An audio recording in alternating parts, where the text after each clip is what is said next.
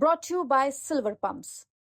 Top quality और consistent performance के लिए सिर्फ सिल्वर पंप नाम याद रखना। एसआईटी आई थी, वो आपसे पूछताछ करने के लिए आई थी या आपसे जांच में सहयोग मांग रही थी? कि सोशल मीडिया पे उन्होंने किस सोच के साथ ये की? ऑपरेशन सिंदूर के दौरान कर्नल सोफिया के खिलाफ प्रोफेसर द्वारा टिप्पणी की गई। अली महमूदाबादी नाम था इनका, जो कि हरियाणा की अशोका यूनिवर्सिटी में प्रोफेसर हैं। जिसके बाद उस टिप्पणी के बाद हरियाणा महिला आयोग ने इस पर संज्ञान लिया और जो प्रोफेसर हैं उनके खिलाफ मुकदमा दर्ज कराया, जिसके बाद उन्हें गिरफ्तारी हुई। इसके बाद प्रोफेसर महमूदाबादी सुप्रीम कोर्ट गए और उन्हें वहां से जमानत दी गई। साथ ही सुप्रीम कोर्ट ने इस मामले में एसआईटी का भी गठन करने का निर्देश दिया था, जिसके बाद एसआईटी गठित की गई।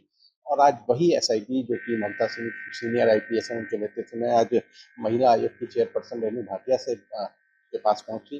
क्या बातचीत हुई, क्या जांच में किस तरह की चीजें सामने आई, बात करते हैं उनसे। मैम, क्या रहा आज की जो कि एसआईटी पहुंची थी आपके पास? आज की जो ये 3 घंटे की बैठक रही, ये बहुत महत्वपूर्ण थी। सुप्रीम कोर्ट के आदेशानुसार जो 3 अधिकारियों की एसआईटी गठित हुई, एडीजीपी ममता सिंह, मिस्टर पुनिया, एसपी पुनिया करनाल के, और विक्रांत भूषण, ये 3 अधिकारियों ने पूरी डिटेल्ड जानकारियां, इंक्वायरियां, सारा कुछ करने के बाद एक रिपोर्ट तैयार की, जिसके ऊपर आज हमारी चर्चा थी। मैंने उस पूरी रिपोर्ट को माइन्यूटली पढ़ा। मेरा लीगल सेक्शन 7 था और उसमें क्या मेरा व्यू था, उस समय शिकायत का कारण, मोड, शब्द, अर्थ क्या थे, इन सब पर बहुत गहराई से चर्चा हुई रिपोर्ट की।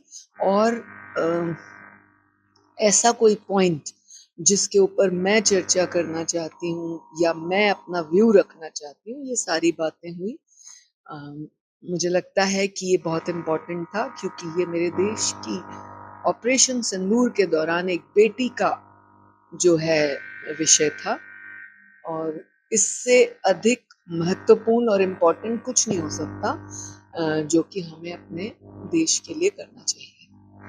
एक तकनीकी सवाल है, जो एसआईटी आई थी वो आपसे पूछताछ करने के लिए आई थी या आपसे जांच में सहयोग मांग रही थी? हम दोनों बातें कह सकते हैं, क्योंकि पूछताछ, सहयोग और एक फाइनल रिपोर्ट बनाना, ये एक मिला जुला प्रोसीजर होता है। कोई चीज जो मेरा कॉन्सेप्ट, कंटेंट, उस समय का विषय, सोच, जो अभी तक उनको नहीं मिला था या नहीं उन्होंने उसको अभी किया, या और कुछ उसकी डिटेल जानकारी लेना चाहते थे, वो सारा आज क्लियर हुआ। और अभी भी मुझे अगर लगेगा कि मुझे कोई और चीज सोचनी है, ऐड करनी है, या मैंने जो विषय रखा है उसमें कोई और चीज बनी है, तो इसके ऊपर भी अभी हम बात करेंगे, क्योंकि 16 जुलाई की सुप्रीम कोर्ट में आपको सबमिशन की डेट है। ये जो जांच टीम आई, ये महिला आयोग की चेयरपर्सन से पूछताछ कर रही थी या इंडिविजुअली रेणु भाटिया से? देखिए, ये जो विषय था, ये जो मैंने मीडिया में, या यूं कहें कि जो मैंने नेट पे पढ़ा, सोशल मीडिया पे जब मैंने पढ़ा और जिसके ऊपर मैंने सुमोटो लिया और संज्ञान लिया, वो कमीशन की चेयरपर्सन और कमीशन ने लिया। ऑफिशियल कमीशन ने सुमोटो लिया, ऑफिशियल लेटर लिया, ऑफिशियल कॉल किया गया, ऑफिशियल नोटिस था, official visit to Sonipat, everything was official. But as a women, as chairperson and a woman in uniform, if she is pointed out, it is my duty to work on it. Why she was pointed out like that?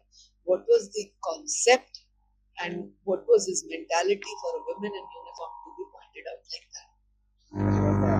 आपने संज्ञान लिया, उसको control किया, कानूनी बनाया, supreme court का जवाब दी। अभी जो करंट सिचुएशन है उसमें आपका स्टैंड क्या है? कि आप अभी भी उसी स्टैंड पर कायम है या देखते हैं कि लगता है आपको कि चीजों को समझने में शायद कुछ मिसकम्युनिकेशन है या कुछ दिक्कत है? देखिए, विषय बड़ा अजीब था कि उनके सोशल मीडिया पे उन्होंने किस सोच के साथ ये किया था। वो अपनी जो भी सफाई देना चाहते थे थे तब, जब कोर्ट में केस किया, जब अरेस्ट हुए, किस किस सोच के साथ उन्होंने देश की बेटी के ऊपर इस तरह से पॉइंट आउट किया, ये सामने लाना बड़ा जरूरी था। और एक बेटी जो पूरी दुनिया के सामने भारत की उस स्थिति को रिप्रेजेंट कर रही है जब देश ऑपरेशन सिंदूर को अंजाम दे रहा है, वो एक बहुत इम्पोर्टेंट समय था जिस समय देश में सब इंटेलेक्चुअल्स को, अधिकारियों को, पदाधिकारियों को, बड़े से छोटे व्यक्ति को, आम से खास नागरिक को देश के साथ खड़ा होना चाहिए। उस समय आप एक अच्छे एजुकेशनिस्ट होने के बावजूद, एक अच्छी यूनिवर्सिटी को रिप्रेजेंट करने के बावजूद इस तरह से कर रहे हो, तो एक पॉइंट आउट होने का विषय है।